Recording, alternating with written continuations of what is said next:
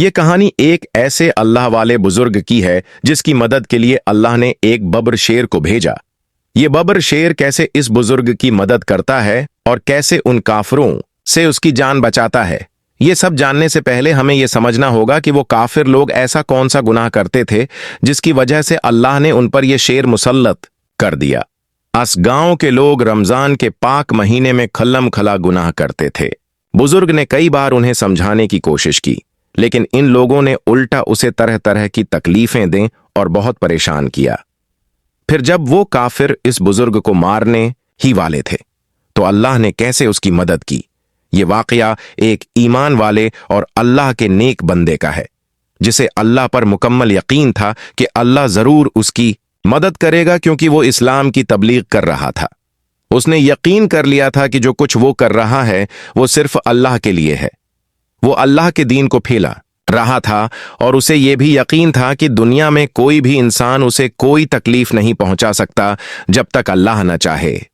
تو دوستو، اس واقعے کو مکمل طور پر سمجھنے کے لیے اس ویڈیو کو آخر تک ضرور دیکھیں۔ کسی زمانے میں ایک گاؤں تھا جہاں زیادہ تر ہندو رہتے تھے اور مسلمانوں کی تعداد بہت کم تھی۔ اس گاؤں میں ایک نیک بزرگ رہتے تھے جو اللہ کے ولی تھے۔ ان کا مشن تھا اللہ کا پیغام پھیلانا اور لوگوں کو سچائی اور نیکی کی دعوت دینا۔ وہ ہمیشہ محبت، صبر اور حکمت سے بات کرتے اور ہر کسی کے ساتھ اچھا سلوک کرتے۔ یہ بزرگ ہمیشہ اسلام کی تبلیغ میں لگے رہتے تھے اور لوگوں کو گناہوں سے بچنے کی نصیحت کرتے تھے۔ ایک دن جب وہ جنگل سے گزر رہے تھے تو انہوں نے ایک چھوٹے شیر کے بچے کو دیکھا جو ایک مضبوط پنجرے میں قید تھا۔ وہ بچہ بے چین ہو کر ادھر ادھر گھوم رہا تھا جیسے کسی سے مدد مانگ رہا ہو۔ بزرگ نے رحم کھا کر پنجرہ کھول دیا اور شیر کے بچے کو آزاد کر دیا۔ وہ چھوٹا شیر پہلے تو ڈر گیا، لیکن پھر بزرگ کے قدموں میں آ گیا جیسے ان کا شکریہ ادا کر رہا ہو۔ بزرگ نے اس کے سر پر پیار سے ہاتھ پھیرا اور اپنے راستے پر نکل گئے۔ یہ بزرگ مختلف گاؤں میں جا کر لوگوں کو سچائی کی راہ دکھاتے اور اسلام کا پیغام پھیلاتے، لیکن ان کے اپنے گاؤں کے لوگ جو گناہوں میں ڈوبے ہوئے تھے ان کی باتوں سے ناراض ہو گئے۔ گاؤں میں ہولی، دیوالی اور دوسرے تہوار زور و شور سے منائے جاتے تھے، مگر بابا عبدالحق جو ہمیشہ لوگوں کو سچائی اور نیکی کی طرف بلاتے تھے، اپنا کام ایمانداری سے کرتے رہے۔ بابا عبدالحق دن کے وقت بچوں اور نوجوانوں کو بٹھا کر نیکی، سچائی اور ایمانداری کے بارے میں بتاتے۔ وہ کہتے، یہ دنیا فانی ہے، برائی کا انجام ہمیشہ برا ہوتا ہے، سچ بولنا، کسی کو دھوکہ نہ دینا اور ہمیشہ اللہ کے خوف میں رہنا۔ لیکن گاؤں کے لوگ ان کی باتوں کو زیادہ پسند نہیں کرتے تھے کیونکہ وہ اپنی آزاد زندگی جینا چاہتے تھے۔ شراب، جوا، چوری اور دوسرے برے کام گاؤں میں عام تھے۔ جب بھی بابا عبدالحق کسی کو برائی سے روکتے تو گاؤں کے لوگ ان کا مذاق اڑاتے۔ وہ کہتے، یہ بوڑھا ہمیں جینے نہیں دے گا، یہ تو بس ہمیں ڈرانے کی کوشش کرتا ہے۔ وقت گزرتا گیا اور گاؤں والوں کی نفرت بڑھتی گئی۔ بابا عبدالحق کا دل بہت دکھتا تھا، لیکن وہ اللہ پر بھروسہ رکھ کر اپنے کام میں لگے رہے۔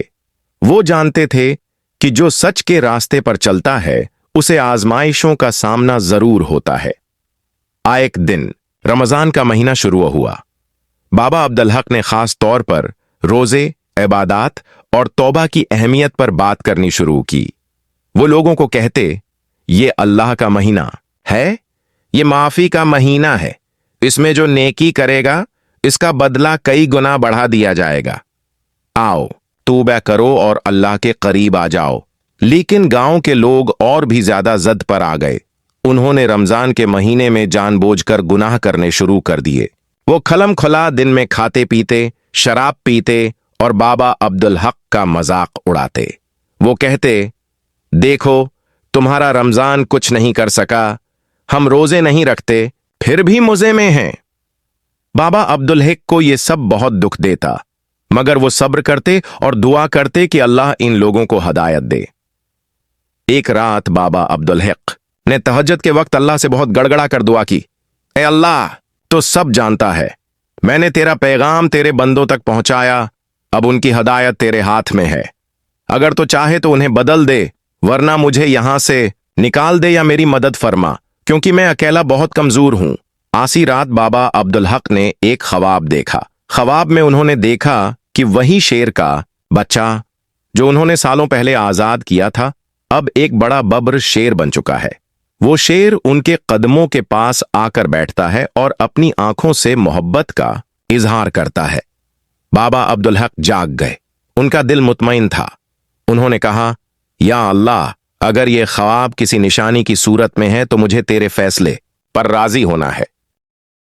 अगले दिन एक अजीब वाकया पेश आया।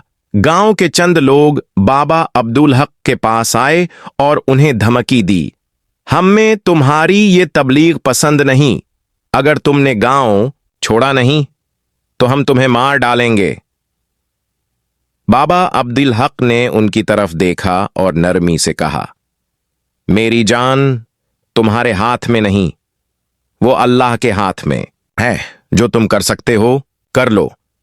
वह लोग गुस्से में चले गए। अगली रात उन्होंने साजिश की कि बाबा अब्दुल हक को जंगल में ले जाकर मार देंगे ताकि कोई उनकी लाश भी न देखे। उन्होंने बाबा अब्दुल हक को किसी बहाने से बुलाया और जंगल में ले गए। बाबा अब्दुल हक खामोशी से उनके साथ चल पड़े। उनके दिल में कोई खौफ नहीं था, क्योंकि वो जानते थे कि उनका रब उनके साथ है। जैसे ही वो लोग बाबा अब्दुल हक को कत्ल करने के लिए आगे बढ़े, अचानक जंगल में एक जोरदार धाड़ सुनाई दी। सब लोग चौंक गए। वो धाड़ किसी आम जानवर की नहीं थी, वो बब्र शेर की आवाज थी। घने दरख्तों के बीच से वही शेर निकला जो बाबा अब्दुल हक ने बरसों पहले आजाद किया था। अब वो एक बड़ा और ताकतूर बब्र शेर बन चुका था। इसने सीधा इन लोगों पर हमला कर दिया। वह काफिर चीखते चलाते मदद के लिए दौड़ने लगे, लेकिन शेर ने एक एक को पकड़ा और भगा दिया। बाबा अब्दुल हक खामोश खड़े ये मंजर देख रहे थे।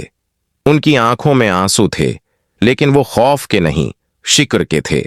शेर उनके पास आया, उनके कदमों में बैठ गया और बाबा अब्दुल हक ने उसके सिर पर हाथ फेरा और कहा, अल्लाह तेरा शुक्र है, तूने मेरी मदद फरमाई। ईज़ होते ही गांव में एक हंगामा मच गया। वो तमाम लोग जो बाबा अब्दुल हक को मारने के लिए गए थे, जख्मी हालत में वापस आए। कुछ की हालत नाजुक थी, कुछ बात करने के काबिल भी न थे। उनके चेहरों पर खौफ और आंखों में शर्मिंदगी थी। लोग हैरान थे। वो बार बार पूछते, क्या हुआ? जंगल में क्या देखा? तुम्हारे साथ ये क्या हुआ?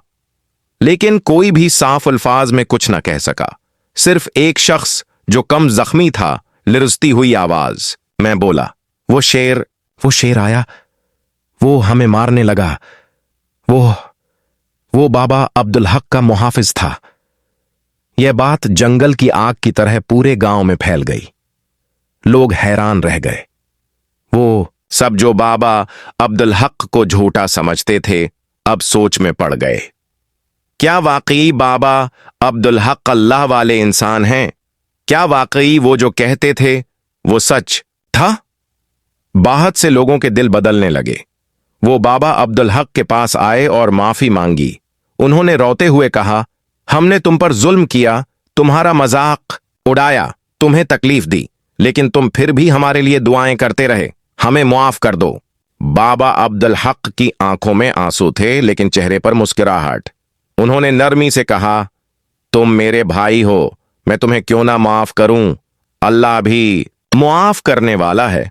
तुम भी उससे सच्ची तौबा करो। आज दिन से गांव का नक्शा ही बदल गया। लोग नमाजों की तरफ रागिब होने लगे, मस्जिदें आबाद होने लगे, रमजान के रोजे रखे जाने लगे और दिलों में अल्लाह का खौफ बैठ गया। बाबा अब्दुल हक गांव के लिए एक बरकत बन गए।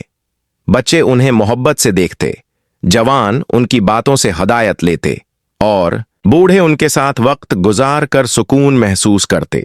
एक दिन बाबा अब्दुल हक मस्जिद के बाहर बैठे थे जब एक छोटा बच्चा उनके पास आया।